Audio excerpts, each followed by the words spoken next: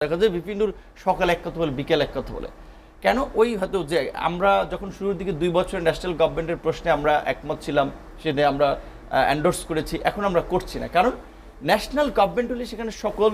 দলের বা এনটিটির একটা রিপ্রেজেন্টেশন থাকতো এখন তো আর সেটা নেই এখন যে সরকারটা আছে একটা বলার সরকার এবং সেই সরকারও আবার এনসিপিকে যেভাবে প্রমোট এবং প্যাট্রোনাইজ করে যেভাবে একটা রাজনৈতিক মেরুকরণ তৈরি করছে তাতে সরকারের প্রতি কিছুটা আস্থাহীনতা রাজনৈতিক দলগুলোর তৈরি হয়েছে যেই কারণেই বিএনপি এখন রোড ম্যাপ চাচ্ছে যেখানে আপনি দেখেন এই মির্জা ফখরুল ইসলাম আলমগীর কিংবা অন্য নেতারাও শুরুর দিকে কিন্তু রোড ম্যাপ বা দিন তারিখের কথা বলে নাই তারা বলেছিল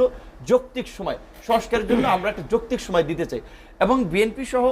এখন এই 42 দল আমরা যারা যুগপৎ আন্দোলন করেছিলাম আমাদের সাথেও বিএনপি এই সংস্কার নির্বাচন এগুলো নিয়ে আলাপ আলোচনা করে তারাও বলেছিল যে আমরা এখনই টাইম ফ্রেম বাইদা সরকারকে প্রেসারে না রাখি একটা যৌক্তিক সময় ইলেকশন দেবে এখন কেন বিএনপি ডিসেম্বরের মধ্যে টাইম ফ্রেম চাচ্ছে এগুলো আপনাদেরকে বুঝতে হবে এবং